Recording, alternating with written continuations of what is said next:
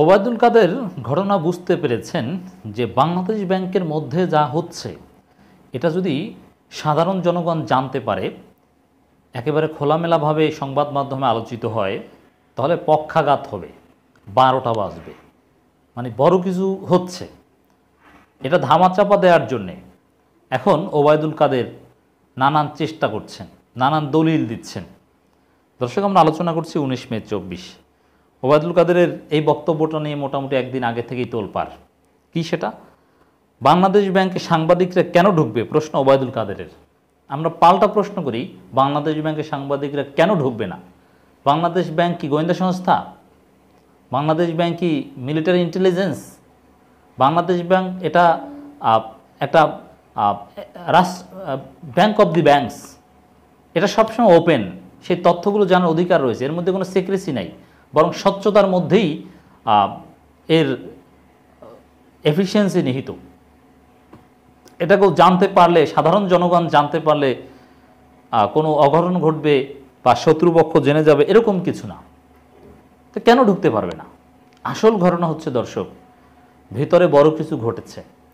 অবস্থা এতটাই খারাপ এবং রিজার্ভ এদিক সেদিক হওয়ার থেকে শুরু করে নানান বিষয় এতটাই নিয়ন্ত্রণের বাইরে, সাধারণ জনগণ জানলে অঘটন ঘটতে পারে।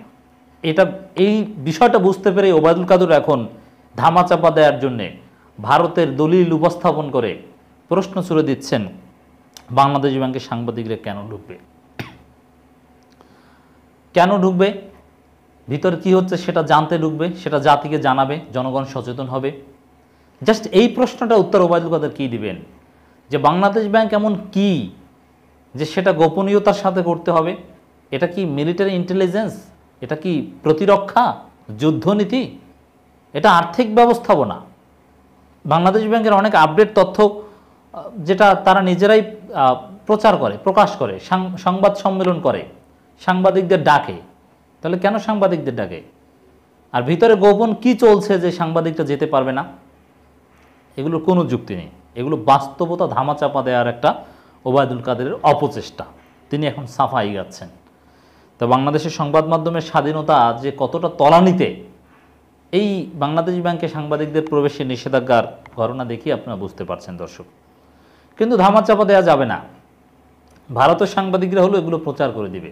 ভারতের সবাই তো আর আওয়ামী লীগের দালাল না, ভারতীয় নিরপেক্ষ লোক রয়েছে, তাদের বিভিন্ন সোর্স রয়েছে, এগুলোর মাধ্যমেও ভিতরের বাস্তবতার সামনে আসবে। পৃথিবীর কোন দেশের সেন্ট্রাল ব্যাংকে অবাধ সাংবাদিকরা ঢুকতে পারে এমন প্রশ্ন, কোন দেশের সেন্ট্রাল ব্যাংকে অবাধ সাংবাদিকরা ঢুকতে পারে এমন প্রশ্ন রেখে আওয়ামী লীগের সাধারণ সম্পাদক এবং সড়ক পরিবহন সেতুমন্ত্রী ওবায়দুল কাদের বলেছেন, সব ওয়েবসাইটে আছে, আপনার জানবার বিষয়, আপনি ভিতরে ঢুকবেন কেন? আচ্ছা, পৃথিবীর অনেক দেশে আছে সেন্ট্রাল ব্যাংকে সাংবাদিকরা ঢুকতে পারে, এটা ওবায়দুল কাদের চালাকি করছেন, এটা জানে সবাই।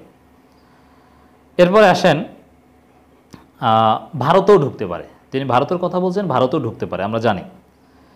এরপরে ওবায়দুল কাদের বলছেন সব ওয়েবসাইটে আছে। আচ্ছা, যেহেতু ওয়েবসাইটে আছে, তাহলে সাংবাদিকরা সরাসরি জানলে দোষটা কি? এর মানে ওয়েবসাইটে সঠিক জিনিসটা দেন না, গোপন করেন, মিথ্যা তথ্য দেন। এ কারণে সাংবাদিকদের ওই মিথ্যা তথ্যটা ওয়েবসাইট থেকে নিয়ে যেতে চাচ্ছেন। আর সাংবাদিকদের ভিতরে ঢুকতে পারলে তো প্র্যাকটিক্যালি দেখতে পারবে যে ওয়েবসাইটে আসলে সঠিকটা দিচ্ছে না মিথ্যা দিচ্ছে।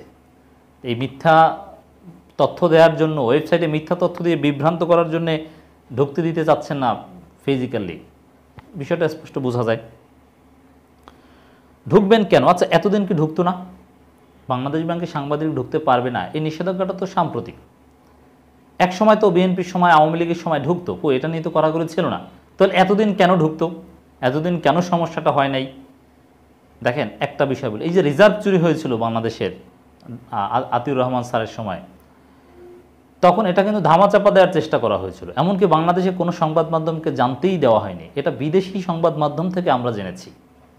এর মানে অনেক কিছু ধামাচাপা দেওয়ার জন্যে এতদিন সাংবাদিকদের ঢুকতে দেওয়া হলো, এখন ঢুকতে দিতে চাচ্ছেন না। অনেক গোপনীয়তার বিষয় আছে যেগুলো জানলে কোনো অ্যাক্সিডেন্ট ঘটতে পারে। এটা ওবায়দুল কাদের বুঝতে পেরেই এই চেষ্টা করছেন ধামাচাপা দেওয়ার। দেশের রিজার্ভ 48 বিলিয়ন ডলার থেকে এখন 13 বিলিয়ন ডলার নেমে আসায় সরকার উদ্বিগ্ন কিনা জানতে চাইলে ওবায়দুল কাদের বলেন, কে বলল আপনাকে 13 বিলিয়ন ডলার? নিউজে বলছে। সাংবাদিকদের এমন প্রশ্ন উত্তর তিনি বলেন, কোন নিউজে বলছে আপনাকে? আমাদের কাছে হিসাব আছে। তখন সাংবাদিকরা বলেন যে বাংলাদেশ ব্যাংকের গভর্নরই বলেছে ব্যবহার করার মতো 13 বিলিয়ন ডলার আছে। তখন আওয়ামী লীগ সাধারণ সম্পাদক বলেন, তাহলে গভর্নরকে জিজ্ঞেস করুন কি কারণে এই পর্যায়ে এলো। দেখেন কোন জায়গা থেকে কি চালাকি করে। ওবায়দুল কাদের সাহেবের মতো একজন মেধাবী লোকের বাটপারি দেখছেন। প্রথমে এমনভাবে বলছে, মানে তিনি নিজে জানেনই না যে বাংলাদেশ ব্যাংকের গভর্নর নিজেই বলেছে 13 বিলিয়ন ডলার, মানে এটা অস্বীকার করার চেষ্টা করেছেন। সাংবাদিকদের উপর একটু চালাকি করার চেষ্টা করেছেন, না না এগুলো তোমরা আন্দাজে বলো, এরকম কোনো রিজার্ভ অনেক, কিন্তু এখন ব্যবহারযোগ্য রিজার্ভ তিনভাবে হিসাব করা হয়, সেই আলোচনায় আমরা যাচ্ছি না। এখন বাংলাদেশ ব্যাংকের গভর্নরের রেফারেন্স যখন দিল তখন আর কিছু বলতে পারছেন না, এখন বাংলাদেশ ব্যাংকের গভর্নরের উপর দায় চাপানোর চেষ্টা করছে। তো ওবায়দুল কাদের একটা হাতে নাতে ধরা পড়লো, হ্যাঁ একেবারে সাংবাদিকদের সামনে একটা লজ্জার বিষয়, কিন্তু লজ্জা তো নেই। আমরা তো জানি না, আমরা জানি 19 থেকে 20 বিলিয়ন ডলার এর মধ্যে ঘুরপাক খাচ্ছে। আপনি বলেন এইটা আপনি জানেন বেশি রিজার্ভ সম্পর্কে, না বাংলাদেশ ব্যাংকের গভর্নর জানে বেশি, কারটা আমরা বিশ্বাস করব? ওবায়দুল কাদের বাংলাদেশ ব্যাংকের কি, তিনি কিচ্ছু না। অতএব ওবায়দুল কাদের এই বক্তব্য চাপাবাজি। রিজার্ভ কত এটা বাংলাদেশ ব্যাংক কর্তৃপক্ষ যেটা বলবে আমাদেরকে সেটা বিশ্বাস করতে হবে, সেটা মিথ্যা হলেও সেটাই বিশ্বাস করতে হবে, কিছু করার নাই তো। আর ওবায়দুল কাদেরের তো অথরিটিই নেই এই বিষয়ে কথা বলার, প্রথমে চাপাবাজি করার চেষ্টা করেছিলেন। সাংবাদিকরা তো বাংলাদেশ ব্যাংকে ঢুকতে দেয় না, তাহলে গভর্নরকে জিজ্ঞেস করবে কিভাবে? দেখেন কিভাবে অপমানিত অপদস্থ হচ্ছেন ওবায়দুল কাদের। সাংবাদিকরা, আওয়ামীপন্থী সাংবাদিকরাই কিন্তু এভাবে ধরা দিচ্ছে। সাংবাদিকদের এমন প্রশ্ন জবাবে ওবায়দুল কাদের বলেন, পৃথিবীর কোন দেশে সেন্ট্রাল ব্যাংকে ঢুকতে পারছে অবাধে? কোন দেশে? ভারতের ফেডারেল ব্যাংকে কি অবাধে ঢুকতে পারছে কেউ? কেন ঢুকবে? সব ওয়েবসাইটে আছে, আপনার জানবার বিষয় আপনি ভিতরে ঢুকবেন কেন? আচ্ছা একটু আগে বললেন যে বাংলাদেশ ব্যাংকের গভর্নরকে জিজ্ঞেস করেন, এখন আবার বলছেন ঢুকবেন কেন? পৃথিবীর অনেক দেশে সাংবাদিকরা ঢুকতে পারে, সে আলোচনায় যাচ্ছি না। আর সে আলোচনা করা কি দরকার? বাংলাদেশ তো এতদিন ঢুকতে পারতো, এখন কি এমন ঘটেছে যে এখন থেকে ঢুকতে দেওয়া যাবে না? সাংবাদিকরা কি অপরাধ করেছে, আপনার কি ক্ষতি করেছে যে তাদেরকে ঢুকতে দিলে আপনার জাত যাবে, ক্ষতি হয়ে যাবে, এটা মনে করছেন? আগে এটা মনে করেননি। সাংবাদিকরা ঢুকতে পারলেও তো অনেক কিছু ধামাচাপা দেওয়া যায়, যেমন রিজার্ভ চুরি ঘটনাটা ধামাচাপা দিতে পেরেছিল, বিদেশি সাংবাদিকরা আমাদেরকে জানিয়েছে। রিজার্ভ কমে 13 বিলিয়ন ডলার নেমে আসা অর্থনীতিবিদরা অনেকে উদ্বেগ প্রকাশ করেছেন। এমন প্রশ্নের জবাবে আওয়ামী লীগ সাধারণ সম্পাদক বলেন, কয় বিলিয়ন ডলার নিয়ে আমাদের স্বাধীনতার পর যাত্রা শুরু করেছি? ডলার ছিল আমাদের, বিএনপি কয় বিলিয়ন ডলার, এটা কি উত্তর হলো? যেখানে রিজার্ভের পরিমাণ মার্জিনে চলে আসার কারণে উদ্বেগ প্রকাশ করছে, সেখানে বিএনপি নাম হলে কয় ডলার, আর স্বাধীনতার সময় কয় বিলিয়ন ডলার দিয়ে শুরু করেছে, মানে এটা কোনো উত্তর হলো?